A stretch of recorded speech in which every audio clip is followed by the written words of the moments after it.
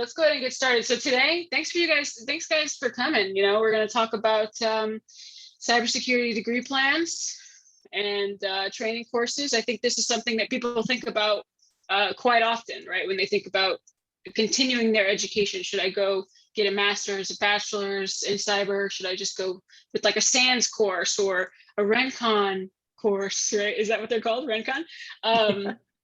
So today we're going to talk a little bit about it. Let's see. I guess before we get to the ground rules, let's intro our guests. So I'll go first. Well, I'm not a guest, I'm the host. I'll go first. Samara Williams, manager of threat operations. It's great to see you guys here, some familiar faces as well. So I focus in on vulnerability management and threat intelligence, but all things cyber make me happy. Helen is my co-host, but she's actually more of a guest today in this debate. So Helen, would you mind introducing yourself? Happy to do that. So I am Helen Patton. I'm currently the advisory CISO at Cisco, but I spent actually the last 7.5 years as the CISO at Ohio State University. So today in the debate, I will be taking the part of college education. So yeah, happy to see everyone. Thanks for joining. Connie, would you mind? The wonderful Connie Matthews, everyone. Sure. Thank you for having me. I'm Connie Matthews, and I'm the CEO and founder of RenCon Educational Services and Training. And we focus on really working with companies and individuals and building their talent around the cybersecurity domains. And also the president of Central Ohio ISSA. So if any of you attended the InfoSec Summit, myself and a bunch of other people, a lot of volunteers, we put that on. And I'm supposed to be taking the perspective of doing training versus the college degree. So happy to be here, and thanks for joining. All right, so some ground rules. You guys can put on your camera or just stay off camera, no problem. If you have questions, you're open to put them in the chat, but we'll also have questions at the end where you guys can unmute and we can talk a little bit as well. For Helen and Connie, please don't interrupt each other. I don't have to tell you guys this, but normal sort of debate stuff. Although I think in debates, do they interrupt each other sometimes? All the time. I don't know, Helen. All the time. Well, actual debates, not political, ones that we know. So yeah, don't interrupt each other. Let each other finish. You each are going to have 3 minutes to kind of, say what you need to say about a topic. If it's less than 3 minutes, that's fine. Towards the end, there will be opportunity for rebuttal as well. So 3 minutes, 3 minutes, 2 minutes of rebuttal, and then the audience will vote who won said argument. But to start, we're going to poll the audience. So Katie, if you have it, yep, there you go. If you guys can vote real quick. Can I vote? Yes, everybody. All I right. don't think I can. Can I vote? How do you? I don't see mine. There I go. Voted. Highly predictable response on my part. Oh, okay. You might be able to vote now. I can, yes, thank you. I wanted to be able to vote too. Sheesh. Okay, and once you've done voting in the chat, put down, if you're comfortable, put down whether you have a degree or not. Just say yes or no in the chat. If you've got a degree, yes. Everyone's preferring not to answer. Oh, no. Okay. Yes, one no. In progress, maybe. Thinking about it. Yeah, I don't have a security degree either. What were the results? I don't think I saw them. Can you tell us, Kate? Yeah, can you see them? Ooh. Interesting. I wasn't expecting this. Helen, you got some work to do. So what's going to happen is towards the end of the debate, you'll revote and see if you still feel the same way. Okay. And we'll see how well Helen did. So Connie, you're in a good spot. Well, she was on the debate team in high school, so she has a little bit of an advantage. Nerds unite. She's a monster. She's a monster. One, be nice.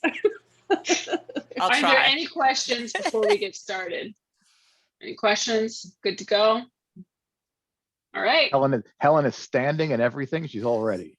Yeah. Indeed. Yeah. I should have put my sweatband on. I'd be good. At least she doesn't have Did any you have your boxing Wheaties? gloves on. Oh, wow. That would have been good. All right. So our first topic. So a degree in cybersecurity is the best way to break into the industry. So Helen, you are for. Connie, you're against. Helen, you can go first. I'm going to start your Yes. timer. Oh, I'm Send getting us a- timed. Okay. I should have had this ready. Do I get a warning when I'm at, or are you just going to cut me off and Man, cutting you off sounds really fun. fun? Okay. Crap. Hang on. I need my timer. You let me know when you're ready. I'll give you 30 seconds. How about that? 30 seconds. All right. Ready? Yeah. There you go. Okay. So question is a degree in cybersecurity the best way to break into the industry? And I am here Yes. to argue to say, yes, indeedy, it is. And there are two places where this could be really useful. One is if you're coming through high school, you're not in the workforce yet, but you think you want to be in cybersecurity. I think a great place to start is actually a degree in cybersecurity. And it could be a 2-year degree that comes through the colleges, the community colleges, or a 4-year degree. Doesn't have to be completely a 4, could be either. And the benefit of doing a degree, if you're just coming out of high school, is that you are going to demonstrate to a potential employer that you're really super interested in cybersecurity, right? So it's going to be a way to get something on your resume that says you're interested, you're dedicated, you've put in the time, and you're ready to go. So that's the first use case for a college degree. The second one is if you're mid-career and you're thinking about moving over into the cybersecurity place. Now, chances are you've already got some work experience behind you, and you may have some skills that are sort of adjacent. Maybe you've done a little bit of IT, maybe you haven't, maybe you've done something completely different. The hard part about breaking into security is this question of, do you have experience, or do you have or do you have a job? Like it's a real sort of chicken and the egg problem. You need to have a job to get the experience, but if you don't have experience, you can't get the job. So the way to break that chicken and egg is to get a degree. Now, when you're mid-career, you might want to choose just a 2-year degree where it's just about the cyber skills, but it's a very legitimate thing. What you get with that degree is support from the faculty to get into the career. So it is in and of itself a networking thing. So in both cases, I think having a cybersecurity degree is the best way to get into the industry today. Now, if you're an old fogey like me, when I was starting out, there wasn't such thing as a cybersecurity degree. So a lot of hiring managers go, I didn't need a degree, you shouldn't need a degree. Well, we didn't need a degree because there wasn't one. Well, now there is. So let's use what is there to help you out. 30 seconds. I am done. Just like that. Just like that. Nice work. Connie, are you ready? Sure. Here Should we I go go. and start? Okay. Go ahead and start. So obviously I'm coming from the perspective of not going through a degree program. And really at the end of the day, it's all going to be based on personal situations and what makes the most sense for people. But, when you kind of look at some of the bigger companies and the big 4, they have all come out and said that in their opinion, sometimes a degree is not really worth it because a lot of colleges and universities focus too much on theory and not practice. And for us in the security industry, you would have to be able to take theory into practice. So sometimes going down a different track of being very specific into utilizing tools. So there's, capture the flag events, there are cyber challenges, cyber ranges that actually help you demonstrate the skill set versus just focusing on the theory. But, it's really based again on what you're wanting to accomplish versus not accomplishing. And, when you're not when you're a high school student or you don't have any experience, figuring out maybe ways that you can create your own labs at home. There's a lot of resources out there that are free to individuals, as well as paid things like SANS and Certified Ethical Hacker. And there's a lot of governance, risk, and compliance tracks that kind of take the theory into practice. So just really figuring out what makes the most sense for you and where do you get started. All right. A minute and a half there. So Helen, do you have any rebuttal to what Connie said? 2 minutes. I actually don't have direct rebuttal. I agree with Connie. I think every decision that someone is making is going to be an individual decision. I think that here's one thing that I would throw out there. When I talk to hiring managers and CISOs in the industry, and we talk about trying to find talent, more often than not, what they complain about is not that people don't have cybersecurity skills. What they complain about is that they don't have professional skills, AKA soft skills, that they don't have teamwork, that they have low emotional IQ, that they don't know how to communicate well, that they can't write to save their life, right? You're not going to get that with a cybersecurity degree. Specifically, you may find a cybersecurity degree that incorporates those elements, but you could get that with an English major or a teaching major or a vet med major, or like those kinds of skills are general ed kinds of skills. So I think, and what we're seeing is technology is changing super fast. So if you're going to go through a 4-year degree, is that technology really going to be useful in the workforce? It is, because you get used to talking about technology, thinking about technology, communicating about technology, right? So all of those things are true. Whereas if you go specifically for a training class that is training on a specific cyber skill, it's got a pretty short half-life, and there's nothing usually in that training that teaches you how to apply it in your work career. So I would argue that the general education portions of a degree are what hiring managers are looking for more than specifically a technology degree or a cybersecurity degree. So I'm going to contradict myself later on though. So hold that thought. Nice. I forgot to give you your 30-second warning, but you did great. Still 10 seconds left. Okay, second topic. So Connie, you are for this argument. Cybersecurity, formal cybersecurity training is the best way to stay relevant in the industry. Ready? Yeah, and again, it really depends on what you're trying to accomplish. But what I would say is that, kind of Helen alluded to this a little bit earlier, just a second ago, the hard part about colleges and universities is that it's really hard to keep up with trends and where things are going, because it evolves and changes so quickly. So, my perspective is, sometimes doing those types of training will be able to keep your skill sets up. And I'll give you an example. Like, I remember working with a lot of DeVry students, and they were still teaching them mainframe.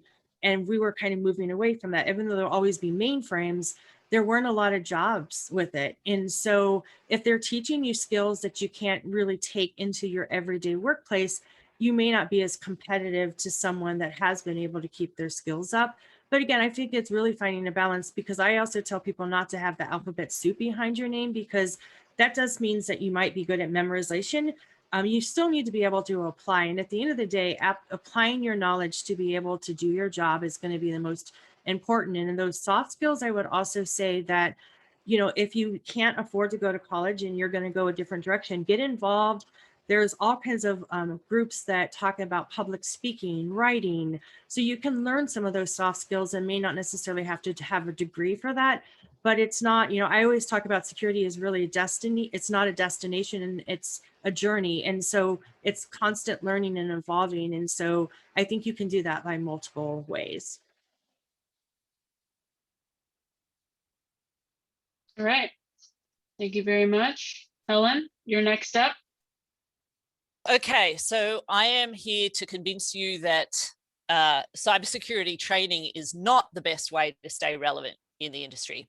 I am going to do that not by telling you that the alternative is a 4-year degree, by the way. I think the way to stay relevant in the industry is neither training nor a 4-year degree.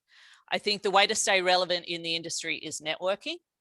I think the way to stay relevant in the industry is staying current, and by current, I mean on a daily basis, seeing what's happening in the industry. And then I think the third thing is going deep in a topic that interests you, either because you're working in that area or you just geek out on whatever the topic is, and doing your own research around that particular topic. So I'll give you an example. Right now, everyone is going through the sunburst experience, the holiday fancy bear. It happened over December. Russia hacks the US government kind of supply chain picket, right? As we were going through it, on a daily basis, there was something coming out about that topic, right? And in the moment, we were all trying to react to it. Oh shit, what does it mean for me and my company? What does it mean if I've got to deal with regulations and the regulations are going to change? What does it mean if this really impacted the US government, but is it going to impact overseas nations as well? Probably will, right? In the moment, there was a lot of reaction.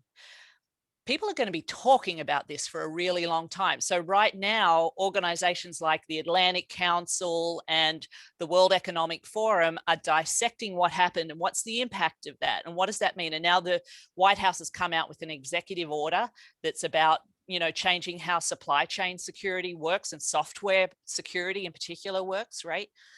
There's going to be a lot of that going on for at least the next 2 to 3 years. And then after that, there's going to be all that work, and someone's going to write a book about it, about what it meant for the industry. Was it really a pivotal moment, or was it just another ransomware attack, or whatever the situation is, right? So you need the short view, the what's happening today. I need to be able to talk about it, know about it, be able to talk to my community about it, my customers about it. And there's the long view.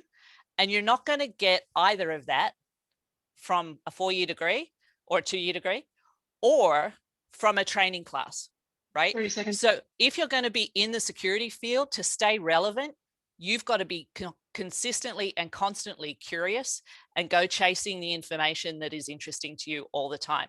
Somebody else, you can't pay for that. Somebody else can't do that for you. You've got to be able to do that yourself. Yep. There you go. Another 10 seconds left. Is you have like an internal clock that we don't know about? Yeah, I think I do. 3 minutes every single time. So just for context as well, team, like I'm at work, group, people, meeting. Connie and Helen are friends. So I think I should have got people who disliked each other a little bit more. This is way too nice. This is a debate, people. Oh, sorry. Goodness gracious. All right, watch out, Okay. Connie. It's on now. Oh, all of a sudden my internet's not working. Just kidding. Good one. So Connie, do you have any rebuttal to what Helen said? No, I honestly, I agree with a lot of what's Helen. I mean, it's always definitely, I would say, you always have to, again, that whole comment about it's a journey, not a destination. You know, when I mentor a lot of younger people, I talk about following certain people on Twitter, really following a lot of like people that are known for their expertise. And you just can't always believe everything they say, because some people will ramble on. And when you kind of sort through it, it may not always be completely accurate, but you can start to see patterns, and then you'll see those patterns continuing to grow and showing that this person probably has some expertise in these areas. You know, and it's interesting too, because for example, Gartner released the 2020-21 priorities, and actually number 9 on that list is developing of people and doing skills assessments. And what's interesting is it did not mention any degree programs. It just mentioned a lot of the hands-on things. So we're starting to see a lot of different trends that say one thing or other. And I agree with Helen, there's really no right answer. It's based on what you're trying to accomplish, what areas of expertise you want to go into, and really following that perspective versus being so caught up whether should I get a degree or not. And then I would also argue, get that hands-on experience and work for companies that pay for you to get your degree so that you're not in debt when you're, you know, as a young person. I would always recommend, if you have that opportunity, most Fortune 500, Fortune 1000 companies gives you $5,200, $5,250 per year. Mm-hmm. So utilize that as if you want to go back to college or start college, so you're not paying it on your own. You're making some good points here, Connie. I know you were talking about Helen before, but very valid, very good points. Okay, doke. So third topic, and Helen, you're for this now. Mm. So, and people, this is a kind of a I don't want to say controversial, but I think it's definitely something that we wonder about constantly. So people with cybersecurity master's degrees get more respect. And this is especially interesting for me because I recently met the Cardinal Health CEO, and he actually only has a bachelor's degree. So I wonder what that's been like, you know, getting all the way up to that level without a master's. So go on ahead. Okay, so yes, I think people with a master's specifically in cybersecurity do get more respect. And I'll tell you why. If you want to get into security, having a master's can be seen as overkill, to be honest, right? So having a 2-year or 4-year degree, if it's in cybersecurity, great, if you're getting into security. If you want to stay in industry of any kind, security or otherwise, and advance, there is an expectation that at some level, sort of manager of manager level, even if it's not yet executive level, that you have a master's program. Now, if you've already got an undergrad degree that is in computer science or cybersecurity, it's probably not worth it to get a master's degree in cybersecurity. You're not going to pick up a whole bunch more. But most of us are in a situation where our undergrad degree is not in cybersecurity. So if you're going to go for a master's degree and you want to be working in the security industry, you don't get an MBA, you get a master's in cybersecurity, right? The other thing about a master's program, which is different than an undergrad program, is with a master's program, you spend the entire time doing cybersecurity subjects. So this is like a 2-year degree, because in a 2-year degree, you do a lot of hands-on cybersecurity work. In a 4-year degree, you spend 2 years doing general ed and then another 2 years doing cybersecurity stuff, right? But when you go and do the master's, you're expected to go very deep on the cybersecurity topics of whatever it is you're choosing. And there is a capstone program usually that goes at the end of it, that where you have to apply your knowledge. So if you come out with a master's degree in cybersecurity specifically, it checks off 2 things. 1, you know cybersecurity, and 2, you have an executive level of education in terms of your communication, your ability to deal with data, all of that kind of stuff, all wrapped up into one. So now you're automatically ready for a senior level role in whatever company part of cybersecurity that you're going after. So for me, I think if you're gonna have a master's degree at all and you don't already have some kind of formal technical background, a master's in cybersecurity is the degree to get.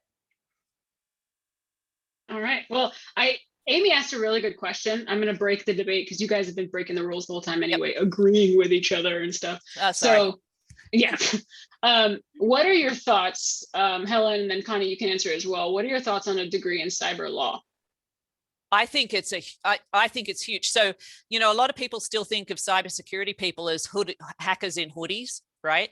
But we all know that cybersecurity is really big, right? So if you want to get into reverse malware engineering, then you're going to need a cybersecurity degree. But if you want to get into the GRC side of the house, the privacy, the digital trust, that kind of stuff, cyber law is huge. And there is so much work there in the cyber law discipline. Yeah, absolutely. I would put that up there as well. And Samara, don't get mad. I'm going to agree again with Helen. And I actually put that in there before she said that. So I think if you're going on the GRC, governance risk and compliance side, when I look at all the clients I've worked over in the last 17 years, when it comes to a lot of the cyber stuff, their general counsel is normally not up to speed on the cyber stuff. And so I think a lot more organizations are going to probably start to look at privacy attorneys that with the focus on cybersecurity, partially because executive orders, laws, regulatory stuff, it's all over the place. And in the United States, every state has its own privacy. So that is a really difficult challenge for someone, and someone that kind of has that legal background. They're about specifics and super amount of details. And when you're looking at all that stuff, I'm sorry, for me, I would go nuts because it's just too much. It's overwhelming.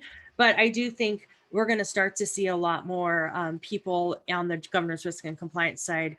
If they may not all necessarily become an attorney, but they'll have their JD or whatever, you know, that they can at least give advice to companies on how to handle all this. And a follow-up to that, because I think it's a really, really awesome topic. Do you feel like executive leaders, so C-suite, CISO, people like that, should have some sort of cyber law knowledge? Yeah, actually, the SEC is looking not only to make sure that there's somebody who sits on a board who has a cybersecurity background, but that there needs to be this sort of level of knowledge. So the actual, my pet peeve is that you can do an MBA degree right now and never talk about systemic risk of technology or security, right? So I think our business schools need to step it up. We live in a digital age. They should be including digital topics for every executive. But the board members, I don't know how the surveys at the board level right now are saying, when they say, what's worrying you, board members, they're like, ransomware. Okay, have you done any have you learnt about ransomware? Do you know what security is? And right now the answer is no. Doesn't Fred do that, right? So I think there's definitely opportunity at the board level, at the C-suite level, for them to learn security and technology in general. Yeah, it's a thing for sure. And I would add to, honestly, like I see in most large organizations, the chief risk officer and the chief information security officer are two different people. Small organizations, it could be the same. So I think when you think about just technology and InfoSec as a whole, we have to be able to understand the business and drive business and support each other. And so many organizations, the risk people hate the technical people and vice versa. We have to break down those barriers, because for us to be able to protect ourselves and our organizations, we need to have that cohesiveness. And so maybe the CISO doesn't have that legal background, but the risk person does, and they can partner together to assure that the company isn't doing something they're not supposed to be doing, or also doing the things they're supposed to be doing. So it really truly should be a partnership. And I think as a security group, we struggle with that, but I think it definitely needs to start to change for us to move forward with some of the types of attacks that we see, because they're nation state, and nation states are way harder to defend versus someone that's trying to like skim credit cards. Right. Yeah, that's a great point. I actually asked that for my own selfish reasons, but hopefully it was applicable to the rest of the crew. So Connie, we still got to get to your argument here, or agreement, whatever it's going to be. On the masters. Yeah, so people with a master's degree get more respect. You are against this topic. Ready? So yes. Go. So this is just how I've lived my entire life. I could care less what someone's title or how many letters they have under their name. To me, respect is given by what your actions are and what you do to prove yourself. I had a very young age, I had a leadership role of managing over 500 people, $12 million store. And I was very young. I was 23 years old, and no one wanted to respect me because I was young. And so my dad just basically said, gave me really good advice. And so to me, my respect, how I respect an individual, is truly by their actions, not by a degree program. And I'm certainly not going to say I would discredit that for someone, but for me, it's really about what the person can bring forward to who they are, and really be able to define themselves by their actions, not just by words. Yeah, I think that's fair. In terms of like formal cybersecurity training from a technical perspective, do you feel like people who have been through those SANS courses and they've gotten certified, do you think they get more respect than others that may have not? Again, I think it really depends. I feel like, a lot of times when you're going through training, it depends on how the training's done. I know, like for my company, one of the big focuses that I've really tried to focus on is not only just teaching people concepts, but how can they take what they're learning back to their day-to-day job so that they can be better at what they do. And for me, I've always been a person of action versus a person of someone just telling me how good they are, or how wonderful they are because they have that. And I actually but I actually talk to younger students that are trying to get like 25 certifications. I don't necessarily know if that's going to bode well for them on a resume, because they're going to be like, why are you getting all these certs? And can you actually apply all of those things? So it's really finding that balance of that practical and, and being able to prove yourself, but you can do that in other ways too. Totally fair. Yeah, I actually don't even really look at certs when hiring people. Yeah. It's just like at that point, it's like who has more money, in my opinion, right? And So, honestly, on the federal side, I mean, if you want to go on the federal side, I will tell you, you need the alphabet soup behind you.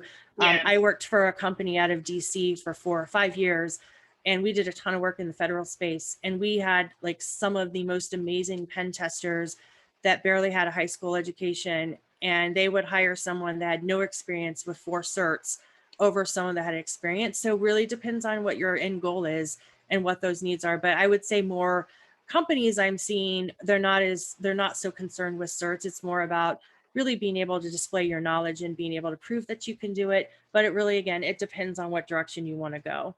So I'm going absolutely. to throw out a word of warning on this one, a cautionary note.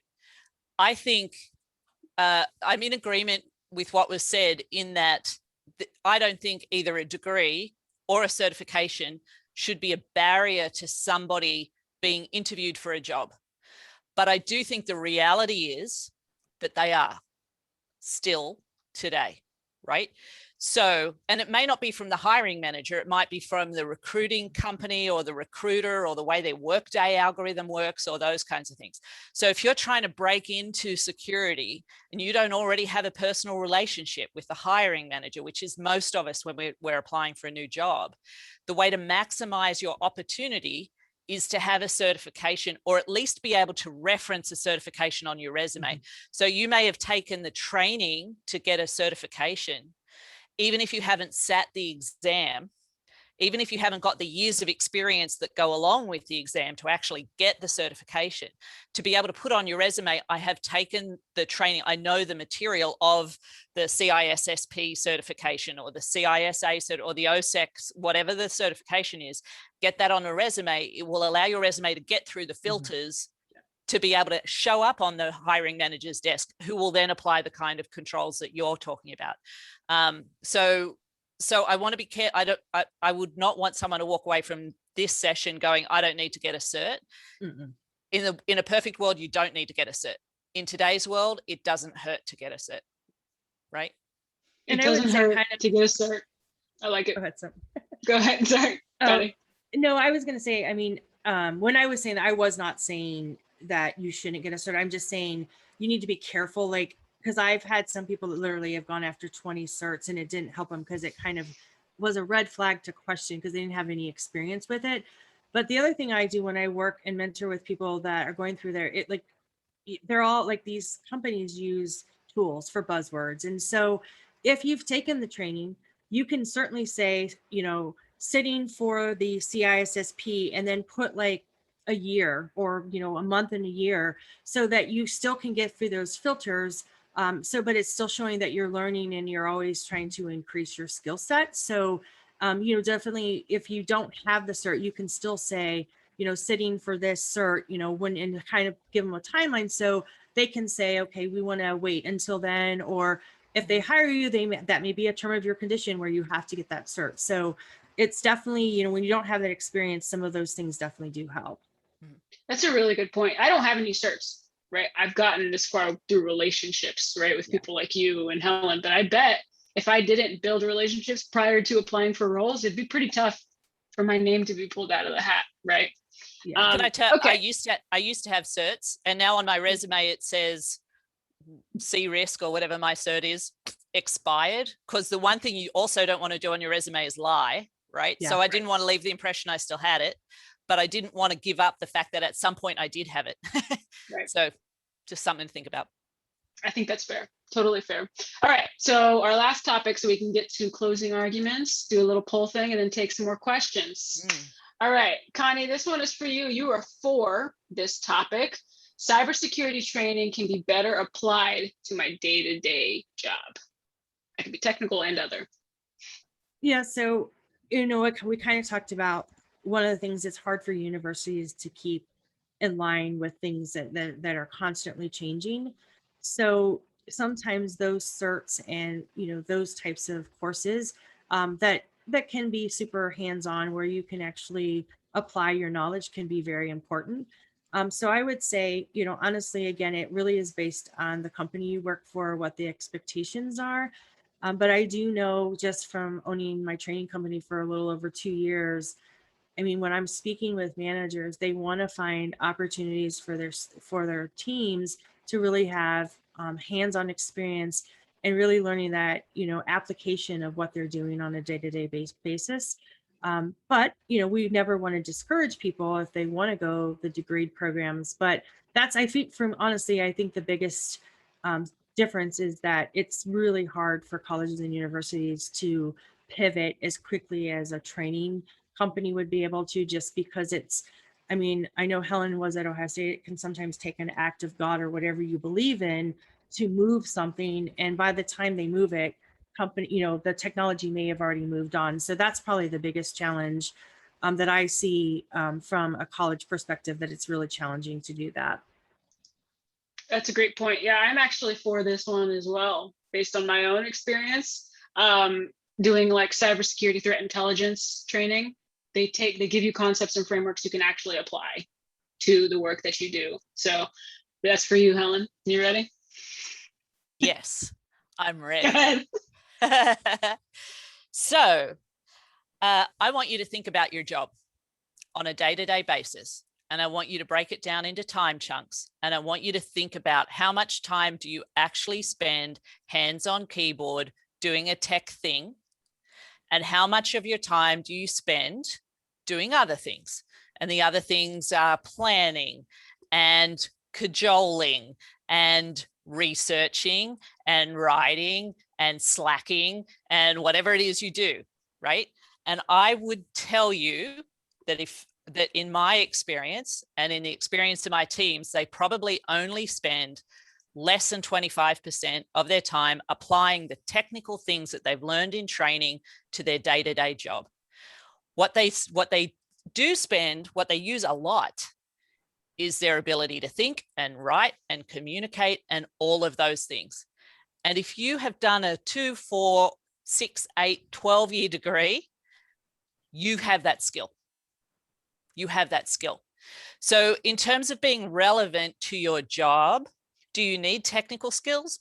Absolutely. Do they need to be current? And are you going to get those from a 4 or 2 or a master's or a PhD program? Well, you are if you just graduated. But if it's 5 years from now, chances are that's less relevant. I get that. But that's not what makes you relevant on your job. The most technical people who are brilliant, who are assholes, are also the ones who don't last in the industry very long, right? Or they're ineffective because they can't work in the environment that they're choosing to work in. That's that, right? So I guess I would say define relevant. And the way I define relevant has less to do with tech skill and more to do with all the rest. And that's what a 4 or a 2 or a whatever degree is meant to provide, is the all the rest. Yeah, that's fair. That's totally fair. Especially now that I'm a manager, all I do is talk to people. And how I talk to people, oh, it's everything, isn't it? So, yeah. Connie, any rebuttal to what Helen said?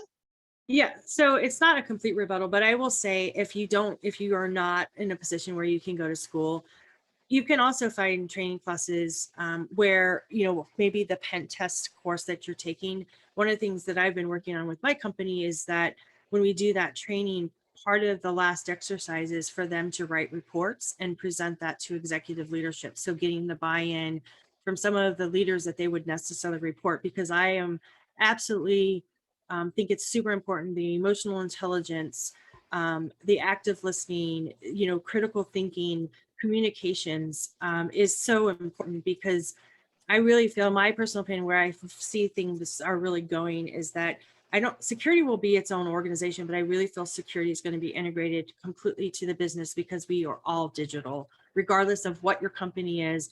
And so when that occurs, the people that are going to keep their jobs are going to be the people that have all those soft skills along with the technical skills. And I know really quick, when I started in technology over 25 years ago, when NT4 was changed into 2000, back then, if you could turn on a computer, you could get a job for $85,000. But then when we went from having 10,000 servers to 500, you didn't need all those people. And the people that kept their jobs were the ones that were aligned with the business, could communicate, and have good writing skills and all of those things. So those, it's not always just about increasing your tech, it's all about technical and soft skills and bringing them together to make you a complete person for any opportunity that you may have or you're working in currently today. That's a solid rebuttal. I'll say that. So last is closing arguments. I want to make sure we have enough time for questions. Helen, you're up first. Anything you want to leave the audience with before they vote again? Yeah, a couple of things, I think. First of all, I don't think that there is any right answer. I think Connie and I are in violent agreement about this. However, I think to have a really successful, fruitful, rewarding, long-term career in cybersecurity, you need a degree.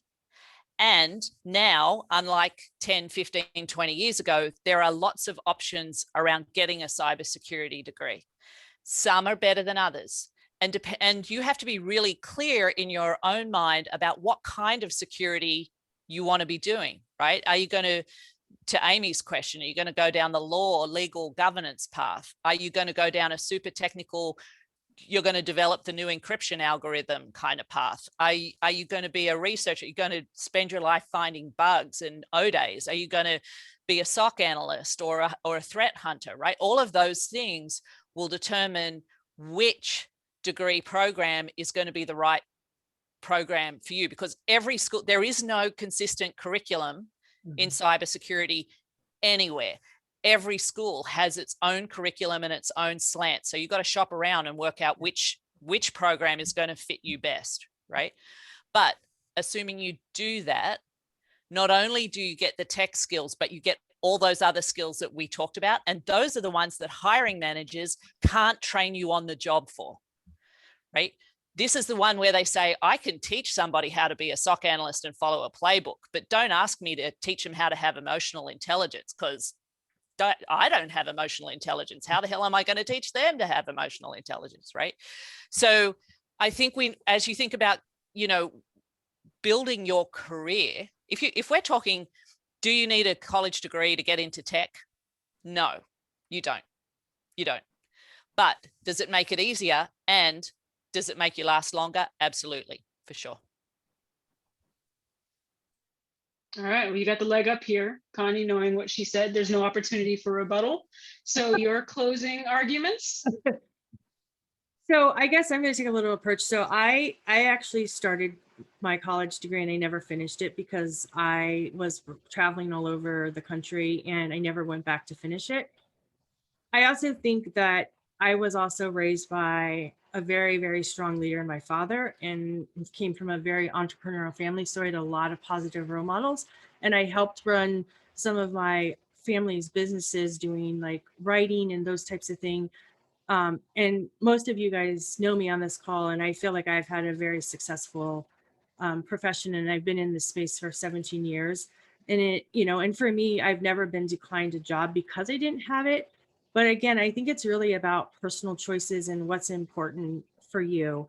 And for me, because I couldn't afford to go to school, and back when I was going to school, my parents made too much money, so I couldn't even get grants to pay back. And I literally worked 6 jobs to try to go to school full time, and it just was too much for me. So because I couldn't do that, I literally found other ways to learn some of those soft skills. And obviously my father, I grew up in a military family. I've lived all over the world. And my dad was like the best leader I've ever met in my life. And I'm not saying that because he's my dad, he truly was. And so I really led my life by role models and surrounding myself with people that had emotional intelligence, that had the go and get things done kind of person. But at the end of the day, it really is based on what your goals are and what your circumstances are, because not everyone can afford to go to college. So I don't want you to think if you don't do it, you can't be successful, but I will agree with Helen that sometimes that pathway can be easier when you have those degrees behind you. All righty.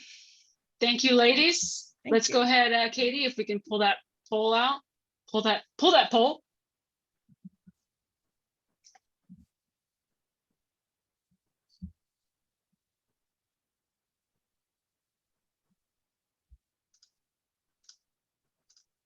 can't remember if I changed my answer. I don't know. It's probably not a good thing.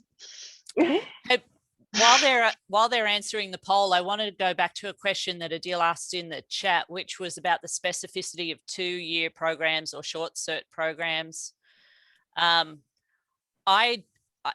If you're going to a 2-year community college kind of program, it is definitely geared towards, because 2-year colleges tend to be technical colleges, the training is geared towards getting you a hands-on keyboard kind of job as soon as you get out.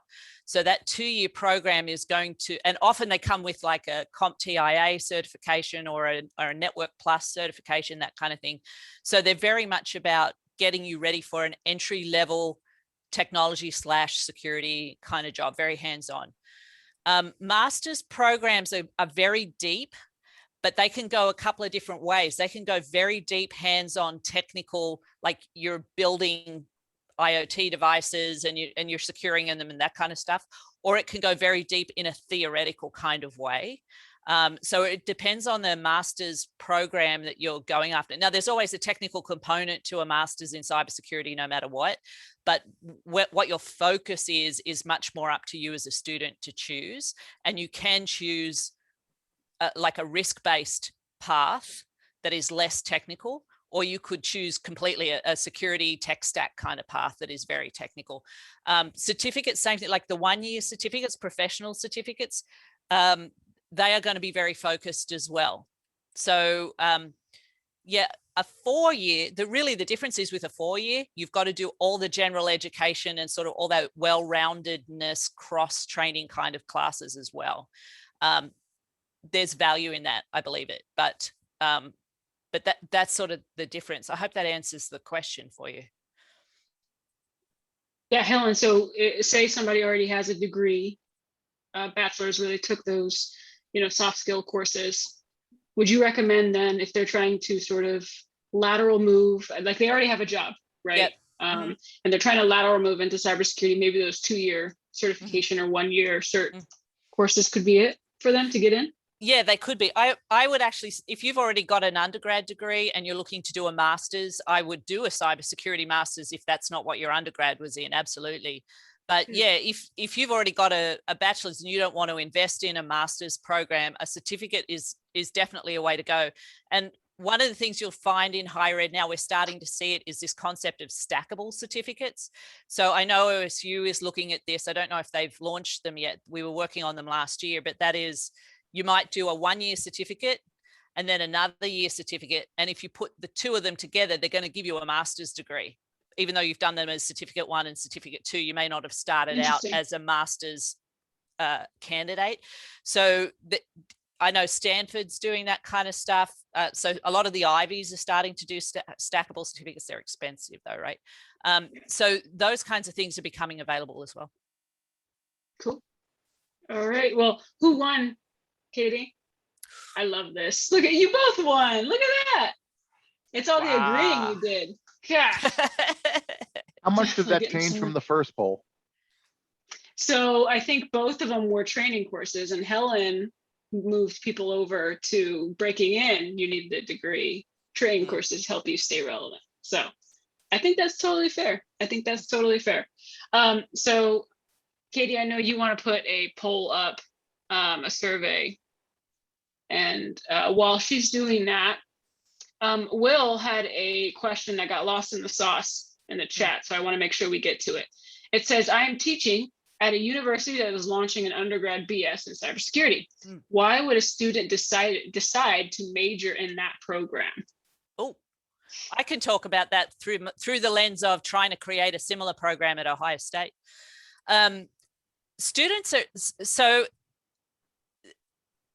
Students who are cyber aware in high school are choosing to go the cybersecurity route instead of the computer science route. And it depends on the school. In some schools, cybersecurity is sort of a subset of the computer science department, and sometimes it's its own standalone program. So I'm not sure in your school what it looks like. But students have been told quite rightly that there's money to be had and job security to be had in cybersecurity. And so they're coming to colleges, knocking on the door saying, what cybersecurity programs have you got? So there's that. The other thing is, if your school, like Ohio State, does transfer partnerships from technical colleges, often you can do a transfer to a 4-year degree from a community college that either has a computer science 2-year associate's degree, or even a computer or a cybersecurity 2-year associate's degree. And then you can continue that degree on into the 4-year program as well. So starting to see a lot of interest out of the high school community if the high school has a computer science class, because in the computer science classes, AP computer science, they're starting to teach introductory cyber skills just now. And so students are getting there, but it's not a very diverse demand, by the way. So I think higher ed could be doing a little bit more to encourage interest in cybersecurity from diverse populations. And Yeah, one of I the want to, things- oh, go go ahead, Connie. I was just going to say really quick. So I sit on as an advisor for Tiffin University, and they've really done some unique things. They actually have several colleges that are not cybersecurity, but they embed cybersecurity in all of their degree programs. And they have taken on a super hands-on approach where they have to do internships their junior and senior year. And I will say, working with them for the last 3 years, their students have jobs 6 months before they graduate to right after. So if you're going to go the college route, do your research, because there are some real, especially in Ohio, there's some really phenomenal schools that are doing some really amazing things with cybersecurity programs. So I would just say, do your research and really find what's going to be the best for you. But we're lucky in Ohio, we have so many programs that are really successful. Yeah. I would also say one of the benefits of COVID, such as they are, is that more schools are offering completely online degrees for cybersecurity, whereas before you used to have to show up in person on campus. So your opportunity, you still have to pay out-of-state tuition and all that happy stuff if you're doing that. But the range of options available to you now are much bigger post-COVID than they were before. So there's some advantage to that. Yeah, and just to add on to what you guys are saying, the reason I got into security was because I got to meet somebody who's directly in the industry already. Although he didn't look like me, which representation is extremely important, but Will gets that already. Knowing somebody and being able to talk to somebody who's actually in the industry and can give you some sort of testimonial really makes the difference. Because if not, it can seem like very dry material, and everybody wants to be a pen tester. So. Alrighty, are there any other questions? Feel free to unmute and talk, or you could just give us compliments, whichever works. Samara, can I say one other quick thing too? Of course. What's interesting to me is, all my entire career, how I've always been able to find opportunities is networking. Don't be afraid to ask someone to mentor. They're either going to say yes or no. And you always want to have multiple mentors because not everyone's good at everything. So find people that have strengths in multiple areas and you'll get different views and perspectives and I think the big thing is you have to be open to listening. Not that the person is always right, but if I know as a mentor, I mentor because I truly care about people and I care about setting people up for success and seeing people grow. So I think it's super important to find those mentors.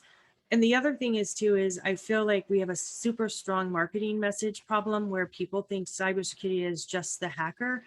And I do talks all the time about all the domains in cybersecurity. And every time I've done these talks to like an ICMCP or women's conferences, a lot of people don't realize there's so many different ways you can go. And it's also been super cool. A lot of times when I do these talks, I'll have a ton of people come up and say, I never thought about going into this space, but you actually made me think, hey, there may be something for me. So I always say pay forward. So if someone mentors you, it's a big thing you should pay for that. And everyone that knows me, that's the only thing I will ever ask of you is to help someone else when you have that opportunity. Yeah, I couldn't have wrapped this up better myself, Connie. Thank you for that. So if there's no other questions, we can go ahead and skedaddle. Thank you, everyone, for joining. Everyone have a great weekend. Long Thanks, weekend, everybody. so we can recover. Yes. Enjoy. Enjoy the temperatures of highs in the 50s tomorrow. Yay. It's Ohio. Thanks, everybody. Thanks, Thanks, everybody. everybody. Thanks, everyone. Yeah. Bye, everyone. Bye. Thank you all. Bye.